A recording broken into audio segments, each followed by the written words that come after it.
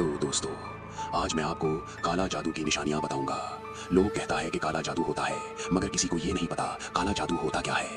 Video को शुरू करने से पहले लाइक और सब्सक्राइब करना मत भूलिए और वीडियो को एंड तक लाजमी देखें। शायद ये वीडियो आपका कलिया हेल्पफुल बन जाए।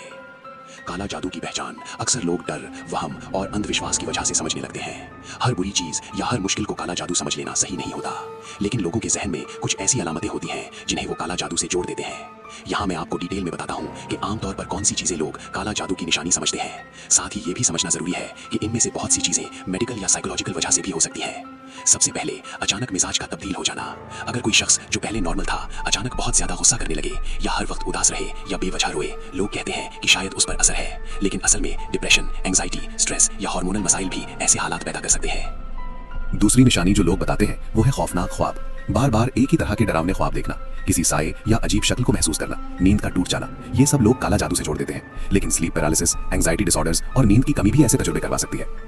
तीसरी चीज होती है घर में अजीब हालात, जैसे चीजें अपनी जगह से हिल जाना, आवाजें आना या अजीब सी बू महसूस होना। बहुत दफा इनके पीछे सिंपल वजह होती है, हवा, जानवर, वायरिंग का मसला या दिमाग का वहम। जब इंसान पहले से डरा हुआ हो तो हर आवाज उसे अजीब लगती है।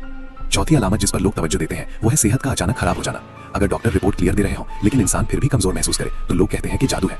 मगर बहुत सी बीमारियों की तशखीस टाइम लेती है। विटामिन डिफिशिएंसी, थायराइड मसला या मेंटल स्ट्रेस भी जिस्मानी कमजोरी पैदा करता है।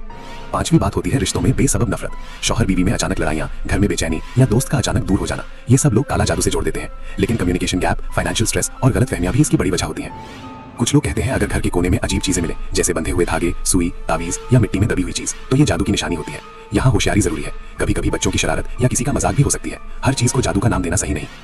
अक्सर लोग महसूस करते हैं कि उन पर इबादत में रुकावट हो रही है, दिल नहीं लगता, कुरान या नमाज से दूरी महसूस होती है। इसे भी कुछ लोग असर समझते हैं, लेकिन ईमान का उतार चढ़ाव हर इंसान की जिंदगी का हिस्सा है। कभी कभी स्ट्रेस और गुनाहों का एहसास भी इंसान को रूहानी तौर पर कमजोर कर देता है। अचानक कारोबार का बंद हो जाना या पैसों का रुक जाना भी लोग जादू समझ लेते हैं, लेकिन मार्केट के हालात, प्लानिंग की कमी या गलत फैसले भी बिजनेस को नुकसान पहुंचा सकते हैं। हर फाइनेंशियल प्रॉब्लम सुपरनैचुरल नहीं होती।